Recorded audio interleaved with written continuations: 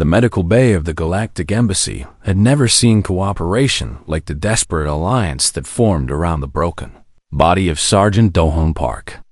As human doctors and Volanthi healers worked side by side through the night to save a life that hung by the sin of the by the bait to save a life that that hung by the thinnest of threads, Princess Yuna refused to leave. Her advisors begged her to return to her quarters where proper royal dignity could be maintained.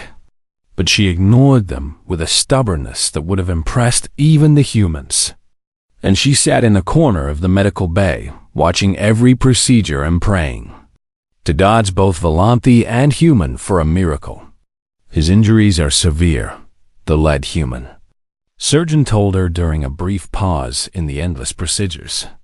But your healers have techniques we have never seen before, and together we are doing things that neither of our peoples could accomplish alone. Will he live? Yuna asked. The surgeon hesitated. I do not know, she admitted. But I have never seen anyone fight as hard to survive as he is fighting right now. And that has to count for something. The hours passed like years. And Yuna watched as her own healers used ancient Volanthi medicines to strengthen the human's failing organs while the human doctors used their strange machines to monitor his vital signs and repair damage that would have been fatal without their technology. Counselor Mirren brought her food that she did not eat and reports from her delegation that she did not read.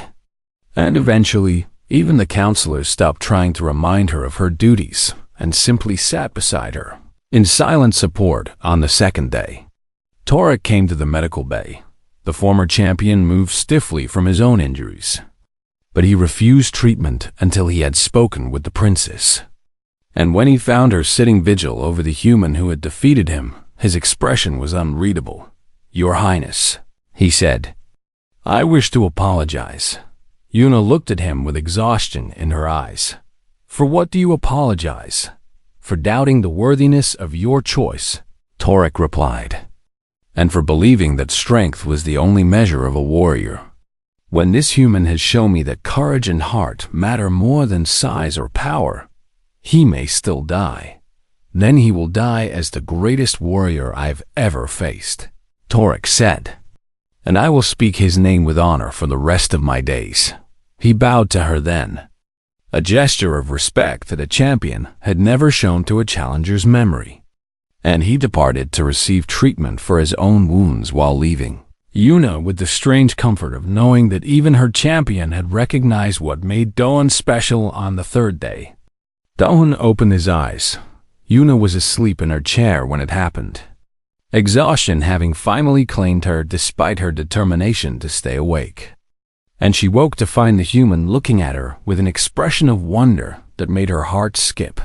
You stayed, he said, his voice barely a whisper. Of course I stayed, she replied, and she did not try to hide the tears that flowed freely down her face. You foolish, brave, impossible human. Of course I stayed. I think I won the fight, he said with a small smile that cost him visible effort. You nearly died. But I did not die. And now by Volanthi law I have earned the right to court you. Which means this is probably a good time to tell you that I have no idea how Volanthi courtship actually works. Yuna laughed through her tears, a sound that startled the medical staff who had never heard such a noise from the stern princess. And she took his hand in hers with a gentleness that contradicted everything her warrior culture had taught her. Neither do I, she admitted, because no one has ever earned that right before. And the traditions do not cover situations where the challenger is from a species that did not exist in our records until 10 years ago. Then perhaps we should make new traditions. Do-Hun suggested, perhaps we should. The recovery took weeks, during which Yuna visited every day, and they talked about everything and nothing, sharing stories of their worlds and their dreams and the fears they had overcome to reach this moment. Do-Hun told her about Earth, about the billions of humans who had struggled and fought and loved across thousands of years of history, about the wars they had survived and the beauty they had created and the stubborn hope that had carried them from a single dangerous planet to the stars.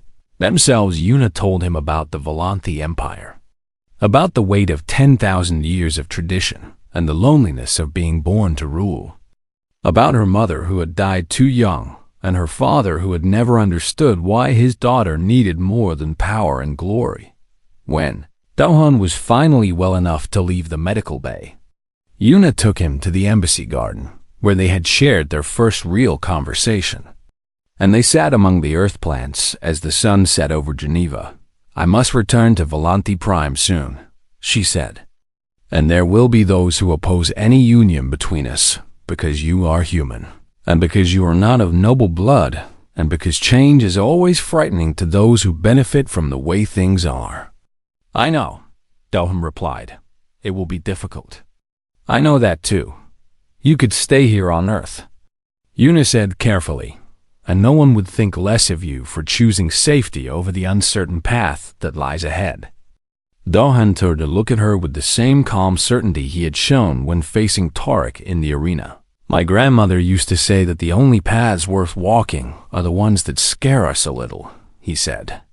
"And that love is not a destination, but a journey that two people choose to take together." "Is that what this is?" Yuna asked quietly. "Is this love? I do not know yet," Do-hun admitted, "because I have only known you for a few weeks, and love is not something that can be won in a single battle. But I know that you are someone worth knowing, and that I would like to spend more time discovering who you are." "That is not a very romantic answer." "No," he agreed, "but it is an honest one. And I promised your poem that I would always choose truth, even when it is less beautiful than lies." Yuna smiled at his reference to the verse she had shared with him the night before the combat, and she felt something warm bloom in her chest that might have been the beginning of the love they had not yet named. "Then let us begin with honesty," she said, "and see where the path leads us. I would like that very much."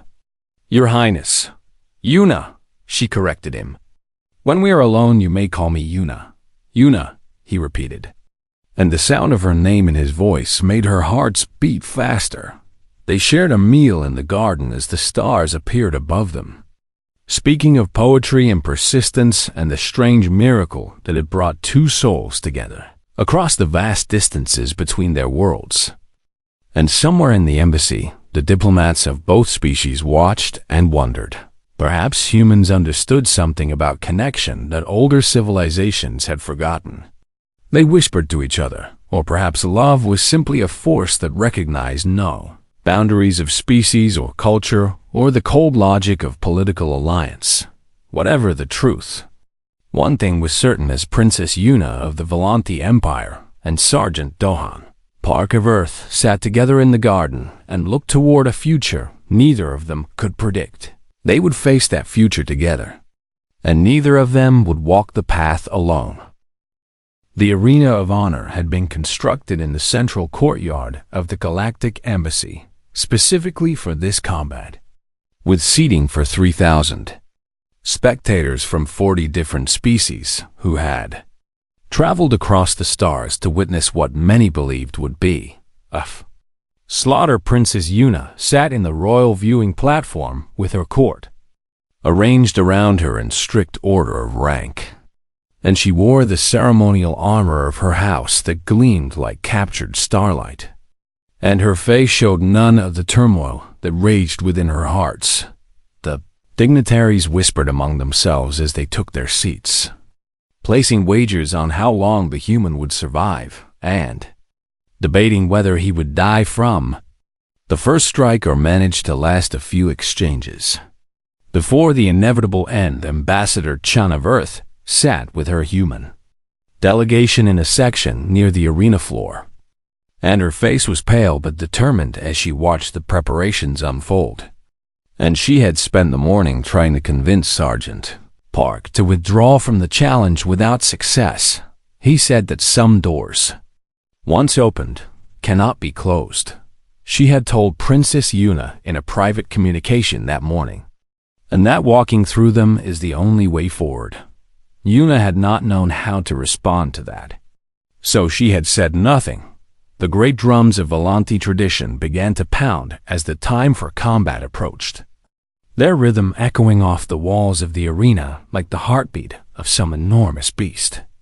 And the crowd fell silent as the first fighter entered. Torek walked through the eastern gate with the confidence of a predator who had never known defeat. His massive frame covered in ceremonial armor that bore the marks of his 37 victories. And in his hands he carried the curved blade of his ancestors that had drunk the blood of warriors from a dozen worlds. He raised the weapon above his head and roared a challenge that shook the very air. And the Volanti in the crowd roared back in response, their voices joining in a sound that spoke of 10,000 years of warrior tradition. Then the western gate opened, and Doan Park walked into the arena. The contrast could not have been more stark. Where Torek was massive and armored and terrifying, Dohan was small and lightly equipped and seemingly fragile, wearing only basic protective gear over simple combat clothing that left his arms and legs free to move without restriction. In his hands he carried a sword that looked almost delicate compared to the Volanti blade, a weapon from his own world's history that his grandmother had given him when he first joined the military. And the crowd murmured in confusion at this strange choice. What manner of blade is that? Councilor Mirren asked from her position beside the princess. It is called a geum, Yuna replied quietly. And it is a traditional weapon from a nation on Earth called Korea, where Sergeant Park's ancestors lived for thousands of years.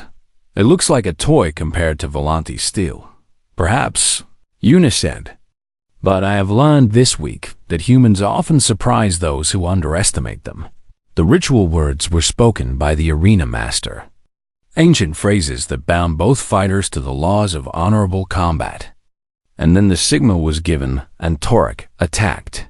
The champion moved with a speed that seemed impossible for a creature of his size, crossing the distance between them in two massive strides and bringing his blade down in a strike that would have split a lesser opponent in half, but Doan was not. There, he had moved to the side at the last possible moment, his body flowing like water around the attack. And Torek's blade struck only empty air and arena sand. The champion roared in frustration and attacked again, launching a series of strikes that would have overwhelmed any normal opponent. But each time his blade found only empty space where the human had been a heartbeat before. The crowd began to murmur in surprise as the pattern continued, with Torek attacking and Doan evading, neither fighter landing a blow as they danced around each other in a contest that looked nothing like traditional Volanti combat. He is not fighting, someone in the crowd complained. He is only running away. But Yuna saw what others could not. Doan was not running. He was learning every time Torek attacked. The human's eyes tracked the movement of his body and blade, cataloging patterns and identifying weaknesses. And slowly his evasions became smaller and more precise as he began to understand how the champion moved. Then Torek made his first mistake. He overextended on a thrust that should have impaled the human through the chest, expecting Doan to dodge backward like he had done a dozen times before. But instead the human stepped forward into the attack and let the blade pass harmlessly beside his body. His geum flashed in the arena lights and drew a thin line of blood across Torek's forearm. The crowd gasped. No one had wounded Torek in ritual combat for 15 years. And the champion stared at the blood on his arm as if he could not comprehend what had happened. Then his surprise turned to rage, and he attacked with a fury that shook the arena floor. This time, he did not rely on skill alone, but added the full force of his enormous strength to every blow. And Doan could not evade forever against such relentless assault. The human took a strike to his shoulder that sent him spinning across the sand. And before he could recover, Tarek was upon him with another blow that opened a gash across his back that would have killed most species. Instantly, Don fell to his knees, blood soaking through his clothing. And the crowd roared in anticipation of the killing blow, but the human did not stay down. He rose again, slower than before, but still moving. And his eyes never left his opponent as he raised his sword in a guard position that looked almost casual. Tarek struck again and again, each blow driving the human back and adding new wounds to his battered body. And yet each time he fell, he somehow found the strength to rise once more. Why does he not yield? Counselor Marin whispered in horror. Because humans do not know how to give up, Una replied. And her voice cracked with emotion she could no longer hide. The combat continued for what felt like hours, but was probably only minutes, with Tarek growing increasingly frustrated as his supposedly defeated opponent refused to accept defeat. And slowly the rhythm of the fight began to change. Dohan was adapting. His movements incorporated elements of Tarek's own style now, turning the champion's attacks against him with subtle redirections that used minimal energy while forcing maximum effort from his opponent. And the gaps between Tarek's strikes grew longer as exhaustion began to claim even his legendary stamina when the end came. It happened so fast that most of the spectators did not understand what they had witnessed. Tarek launched what should have been a final overwhelming assault, committing everything he had left to a sequence of strikes that no one could survive. But Dohan moved through the storm of steel like he had seen it coming before it began. The human's blade found the gap between armor plates that protected Tarek's side, sliding through with surgical precision, and the great champion fell to his knees with an expression of complete disbelief on his face. "Yield," Dohan said, his voice barely audible over the stunned silence of the crowd. "And let this end without more death." Tarek looked up at the human who stood over him, bleeding from a dozen wounds but still standing. And for the first time in his life, the champion understood what it meant to face an opponent who simply refused to be defeated. "I yield," he said. The arena erupted. Dohan stood for one more heartbeat, long enough to bow to his fallen opponent with respect that surprised everyone who witnessed it. And then he collapsed to the sand as his body finally surrendered to the damage it had sustained. Una was running before she knew. She had left her seat, pushing through guards and courtiers and diplomatic protocol, her heart's pounding with terror that she had found something precious, only to lose it in the moment of victory. She reached his side as the human medics arrived, and she took his hand in hers without caring who saw or what scandal it might cause. And she whispered words in her native tongue that she had never spoken to anyone before. "Stay with me," she begged. "Please stay with me."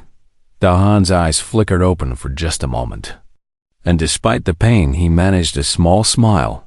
"I told you," he whispered, "that you would see what humans are made of." Then his eyes closed and the medics rushed him away. And Princess Una of the Volanti Empire stood in the blood-stained sand of the arena and wept without shame while two civilizations watched in wonder. The private garden on the embassy roof had been designed to remind diplomats of homeworlds far across the galaxy, with sections that recreated the crystalline forests of Volanti, Prime and the red deserts of Denari, and the endless oceans of the mock homeworld. But the section where Princess Una chose to meet with Dohan Park was filled with plants from Earth itself. She told herself she had selected this location because it would make the human more comfortable. But some part of her knew that she wanted to understand more about the world that had created such a strange and fascinating creature. Dohan arrived exactly on time, dressed not in military uniform but in simple civilian clothing that somehow made him look more dangerous rather than less. And he bowed in the Volanti style that he had clearly practiced until it became natural. "Your Highness," he said. "I am honored by this meeting."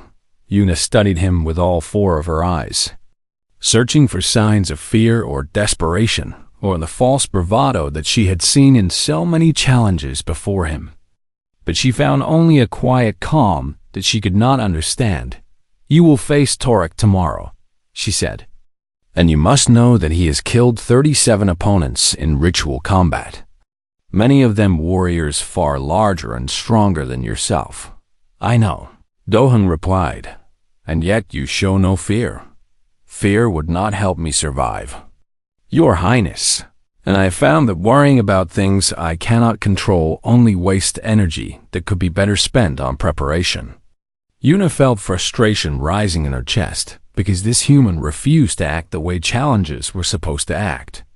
And she found herself wanting to break through his calm exterior to find out what lay beneath. "Why did you accept my challenge?" she demanded. "And do not tell me again about honor and your grandmother, because I want to understand the truth of what drives you." Dohan was silent for a long moment, and when he spoke his voice was softer than before. "May I ask you a question first?" "Your Highness." No challenger had ever asked her questions before, and Yuna found herself nodding despite the breach of protocol. "What is your favorite poem?" Dohan asked. The question was so unexpected that Yuna actually laughed, a sound that startled her almost as much as it surprised him. And she realized that no one had asked her about poetry since her mother died when Yuna was barely more than a child. "There is an ancient verse," she said slowly, "written by a Volanthi warrior poet named Keleth, who lived 3,000 years ago.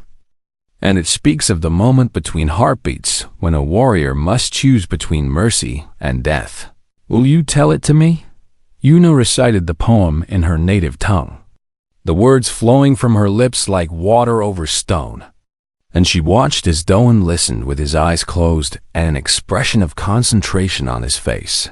"It is beautiful," he said when she finished, "even though I cannot understand all the words.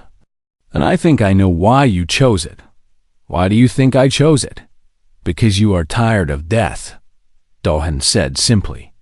"And you have been searching for someone who would choose mercy instead. But you have not found them among the warriors who seek to win you through violence alone." Yuna felt as if he had struck her with a blade, and she turned away so he could not see the emotions that threatened to overwhelm her composure. "You presume much," she said. "I apologize if I have offended." "Your Highness, but you asked for truth, and I have nothing else to offer you." They stood in silence among the earth plants, surrounded by flowers and trees from a world that had seemed so primitive and insignificant just a week ago. And Yuna found herself speaking words she had never shared with anyone. "I am lonely," she admitted. "And I have been lonely since my mother died and left me alone in a palace full of people who want something from me. And I thought that if I set an impossible challenge, then I would never have to choose a consort who would only see me as a path to power. But then you met the humans." Dohan said. "But then I met you," Yuna corrected. "And you looked at an armed assassin without fear, and you defeated him without cruelty. And you accepted my challenge without seeking glory. And I do not understand how such a being can exist." Dohan moved closer, and Yuna did not step back even though every instinct told her to maintain proper distance from this alien creature. "My grandmother survived a terrible war when she was young," he said. "And she lost everyone she loved and everything she owned. And when it was over, she could have become bitter and cruel like so many others who suffered as she did. What did she do instead? She planted a garden," Dohan said. "And she raised a family, and she taught her grandchildren that true strength is not about destroying your enemies, but about knowing what you fight for and being willing to sacrifice everything to protect it." "What do you fight for?" Yuna asked. "I fight for the people who cannot fight for themselves," he answered. "And tomorrow I will fight for the chance to know you better. Because I have watched you this week, and I have seen the sadness behind your eyes. And I believe that you deserve someone who sees you as a person rather than a prize." Yuna felt tears forming in two of her eyes, a display of emotion that would have scandalized her court if they could see it. And she did not try to hide them from this human, who had somehow seen through every wall she had built around her hearts. "You cannot promise me victory," she said. "No," Dahan agreed. "But I can promise you that tomorrow you will see what humans are made of. And whatever happens in that arena, I will face it with honor and without regret." "Why?" Yuna whispered. "Because some things are worth dying for. Your Highness, and the chance to stand beside someone who understands loneliness is one of them." They talked until the stars appeared above the garden, sharing stories of their childhoods and their dreams and the fears they had never spoken aloud to anyone. And when Dahan finally departed to rest before the combat, Yuna realized that her hearts were beating in a rhythm she had not felt since she was young. Enough to believe in impossible things, she did not sleep that night. Instead, she stood at her window and looked out at the human city with its strange lights and stranger people. And she found herself hoping with desperate intensity that the small soft warrior who read poetry and planted gardens would somehow survive what was coming. For the first time in her life, Princess Yuna of the Volanthi Empire prayed to gods she had stopped believing in long ago, asking them to spare the life of a human she had known for only a week, but who had already changed everything. She thought she knew about strength and courage and love. Tomorrow would bring blood and violence and the possibility of death. But tonight she allowed herself to imagine a future where she was not alone. And the hope that bloomed in her chest felt more dangerous and more precious than anything she had ever experienced before. The training facility beneath the Galactic Embassy had been designed to accommodate species from across the known universe, with gravity controls and atmospheric adjusters and combat surfaces that could simulate any world. But no one had ever expected it to host a human preparing to fight a Volanthi champion. Sergeant Doan Park stood in the center of the main training area as the first morning of his preparation week began. And he did not reach for weapons or begin physical exercises like any sensible warrior would. Instead, he sat down on the floor and closed his eyes. The Volanthi observers, who had been assigned to monitor his training, exchanged glances of confusion and amusement as they watched this tiny human do absolutely nothing. And they began to whisper among themselves about the foolishness of accepting a challenge he could not possibly survive. Perhaps he is praying to his gods for a miracle. One of them laughed. Perhaps he has already accepted death and is making peace with it. Another replied, but Counselor Mirren, who had been ordered by Princess Yuna to observe and report on the humans' preparations, noticed something the warriors had missed. The human was not doing nothing at all. His lips moved silently as he reviewed something in his mind, and his fingers twitched occasionally as if practicing movements too subtle for the eye to follow. And there was a focus in his stillness that reminded Mirren of the great Volanthi strategists who won battles through planning rather than brute force. After 3 hours of this meditation, Doan opened his eyes and spoke to the empty air.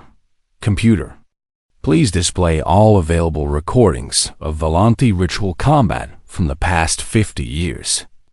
With special attention to matches involving the champion. Torek holographic displays flickered to life around him, showing battle after battle in vivid detail, and the human watched with an intensity that made Mirren uncomfortable for reasons she could not explain. He did not watch the victories or the killing blows that had made Torek famous across the star systems. Instead, he watched the moments between attacks, the small movements of feet and hands that preceded each strike, the patterns of breathing that signaled changes in tempo, and the tiny hesitations that most observers would never notice. "He's learning," Mirren whispered to herself. And for the first time she wondered if perhaps the human was not as foolish as everyone believed. Princess Yuna had ordered that she not be disturbed during the preparation week, But she found herself unable to focus on the diplomatic duties that had brought her to Earth in the first place. And her thoughts kept returning to the strange human who had accepted certain death. With such calm dignity, on the third day, she gave up pretending and made her way to a hidden observation gallery above the training facility, where she could watch without being seen. What she witnessed confused her more than anything else about this mysterious species. The human was not training his body for combat. He was sitting with an elderly human female who served as the embassy's cultural attaché, and they were reading poetry together in a language Yuna did not recognize. And sometimes they would stop and discuss the meaning of words that seemed to have no direct translation into Galactic Standard. Why would a warrior spend his final days reading poems? Yuna asked Counselor Mirren when her advisor joined her in the observation gallery. I do not know, Your Highness. But there is something else that may interest you. Mirren handed her a data tablet containing information about the human species that the Volanthi intelligence services had compiled. And Yuna began to read with growing fascination. Humans had evolved on a planet they called Earth, a world so dangerous that the Galactic Survey had classified it as a Category 7 death world, unsuitable for colonization by most species. And yet these fragile creatures had not only survived there, but had become the dominant life form through methods that defied conventional understanding. They were not the strongest or the fastest or the most intelligent species on their world, the report explained. But they possessed an ability called persistence that allowed them to continue pursuing goals long after other creatures would have given up. They could run for entire days without stopping, tracking prey across vast distances until the hunted simply collapsed from exhaustion. And they could recover from injuries that would kill most other beings through a combination of biological resilience and sheer, stubborn refusal to die. Most disturbing of all, the report noted, was the human capacity for what they called adaptation, which meant they could learn from any situation and change their methods to overcome obstacles that seemed impossible. Your Highness, Counselor Mirren said carefully, I begin to wonder if we have underestimated these creatures. Yuna did not respond because she was watching Doan again. And this time, he had moved from poetry to something even stranger. He was practicing movements that looked nothing like Volanthi combat forms. Flowing sequences of strikes and blocks that seemed to emphasize redirection over direct confrontation. And she recognized elements that reminded her of the way he had defeated the assassin at the reception. What style is that? She asked. According to our research, humans have developed hundreds of different combat systems over their history, each one designed to address specific challenges and opponents. And they believe that no single approach works in all situations. Yuna felt something cold settle in her stomach as she considered the implications.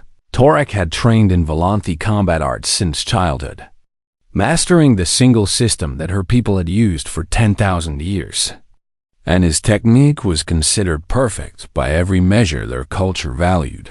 But perfection could become predictability. And predictability could become weakness against an opponent who refused to fight by the expected rules. On the fifth day, Yuna made a decision that shocked her entire delegation. She ordered Torek to demonstrate his abilities in a practice session so that the human could see what he would face in the arena. And she watched as her champion moved through his most devastating forms with the grace and power that had made him legendary. Dohan watched as well, and he did not look afraid or discouraged by the display of superior strength and speed. He looked like he was taking notes. That night, Counselor Mirren reported that the human had requested access to the embassy archives containing information about Volanthi court customs and traditions, and that he had spent 6 hours studying the ancient rituals surrounding combat challenges and their aftermath. He is not preparing to fight, Mirren said with wonder in her voice. He's preparing for what comes after the fight, win or lose. which means he believes he actually has a chance of surviving. Yuna found that she could not sleep that night. And when she finally drifted off, her dreams were filled with images of the quiet human who read poetry and studied his enemy and refused to act like a doomed man waiting for death. On the sixth day, she did something that no Volanthi princess had done in recorded history. She sent a message to the challenger requesting a private meeting under the rules of honorable discourse, which meant they could speak freely without political consequences.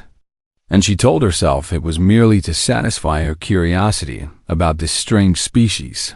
But as she waited for his response, she knew in her heart that curiosity was not the only thing driving her. And she began to wonder if perhaps she had issued this challenge, not to test the human, but to test herself when his acceptance arrived.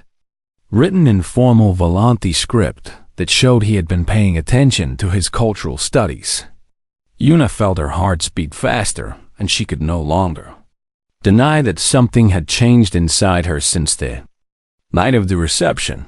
Tomorrow she would meet with the human warrior poet who had somehow captured her attention. And the day after that, she would watch him fight for his life against the deadliest champion in the Empire. For the first time in years, Princess Yuna of the Volanthi did not know what the future would hold. And she discovered that uncertainty felt more like freedom than fear. The Great Hall of Earth's Galactic Embassy glowed with lights from 100 different worlds as diplomats and dignitaries gathered for the reception. That would change everything Princess Yuna of the Volanthi Empire had ever believed about the universe. She stood near the crystalline windows that looked out over the city called Geneva, her four eyes scanning the crowd with the practiced disinterest of royalty who had attended 10,000 such events across 12 star systems. And she wondered why her father had insisted she come to this backwater world inhabited by a species that had only discovered faster than light travel a mere decade ago. The humans were such small creatures, she thought as she watched them move through the crowd with their awkward two-legged gait and their soft skin that bore no scales or armor of any kind. And she could not understand why the Galactic Council had granted them embassy status so quickly when other species had waited centuries for such recognition. Her personal champion Torek stood behind her, like a mountain of muscle and ceremonial blade, his presence a reminder to everyone in the room that the Volanthi did not rely on words alone to maintain their power among the stars. And his 37 kills in ritual combat made him the most feared warrior in this sector of the galaxy. Your Highness, our advisor Counselor Mirren whispered in their native tongue. The human ambassador approaches to offer greetings. Yuna turned to face the elderly human female who walked toward her, with a confidence that seemed strange for such a fragile species. And she prepared herself for the usual tedious exchange of pleasantries that diplomacy required. But before the ambassador could speak, a commotion erupted near the eastern entrance of the Great Hall. A figure in dark clothing had somehow bypassed security and was rushing toward a group of the Nari delegates with what appeared to be an energy weapon in hand. And the crowd began to scatter in panic as screams filled the air. Yuna's hand moved to her own ceremonial blade. But she stopped when she saw something that would burn itself into her memory forever. A human male in the simple uniform of embassy. Security stepped into the path of the assassin without hesitation or fear. And what happened next defied everything Yuna thought she knew about combat and courage. The human did not draw a weapon or call for backup or retreat to a defensive position as any sensible warrior would do when facing an armed opponent while carrying nothing but bare hands. Instead, he moved his body, flowed like water around the assassin's first strike, and his hands guided the weapon away from its intended targets with a precision that spoke of training Yuna could not identify. And within 3 heartbeats, the assassin was on the ground with his arm bent at an angle that even Volante joints could not achieve the human security. Officer stood over his defeated opponent with a calm expression that showed no pride or excitement, only the quiet satisfaction of a job completed. And he spoke into a communication device on his wrist to summon additional personnel to take the assassin into custody. "Who is that warrior?" Yuna asked her advisor, and her voice carried a tone that Mirren had not heard from the princess in many years. "I will find out immediately, Your Highness." The answer came within minutes, and it surprised Yuna more than the combat itself, that his name was Dohan Park, a sergeant in the Earth Security Forces who had been assigned to embassy protection duty for the past 3 years. And he had no genetic enhancements or cybernetic augmentations or special training beyond what all human security personnel received. He was baseline human, whatever that meant. And he had just defeated an armed assassin using nothing but his body and his mind. Yuna watched as Sergeant Park helped the Nari delegates to their feet and checked them for injuries with a gentleness that seemed impossible for someone who had just demonstrated such efficient violence. And she felt something stir in her chest that she had not experienced since she was a young girl dreaming of adventure beyond the palace walls. "Counselor Mirren," she said, "I wish to speak with that human." The meeting was arranged within the hour, and Yuna found herself standing before Sergeant Dohan Park in a private chamber of the embassy while her champion Torek watched from the shadows with obvious contempt. "For this small, soft creature, Your Highness," the human said with a bow that showed he had studied Volante customs despite his species being new to galactic affairs. "I am honored by your attention. You fought well tonight," Yuna replied. "And I would know where you learned such techniques. My grandmother taught me the foundations when I was young," he said. "And the military taught me the rest. But mostly I have learned that the best fight is the one that ends quickly with the least harm to everyone involved." Yuna tilted her head in confusion because such philosophy was foreign to Volante warrior culture, where glory came from prolonged combat and a defeat of worthy opponents through superior strength and skill. "You do not seek glory in battle?" she asked. "I seek to protect those who cannot protect themselves," he answered. "And glory is just a word that people use to make violence sound prettier than it is." Something about his words struck Yuna like a blade to the heart, and she made a decision that would shake the foundations of 2 civilizations. "Sergeant Dohan Park," she announced in a voice loud enough for all present to hear, "I hereby issue a formal challenge according to the ancient traditions of Volante Empire." Counselor Mirren gasped and stepped forward as if to stop her, but Yuna silenced her with a raised hand. "Defeat my champion Torek in ritual combat," she continued, "and you will earn the right to court me as a potential consort. For I have rejected every suitor from 100 worlds, and perhaps it is time I looked beyond what I already know." The chamber fell silent as the weight of her words settled over everyone present. Torek laughed, a deep rumbling sound that echoed off the walls like thunder, and he stepped forward to examine this tiny human who had apparently earned the attention of his princess. "This creature would not survive the first exchange," Torek said with absolute certainty, "and I would take no honor from crushing something so weak." But Doan did not flinch or step back or show any sign of fear. And when he spoke, his voice was steady and calm. "I accept the challenge," he said.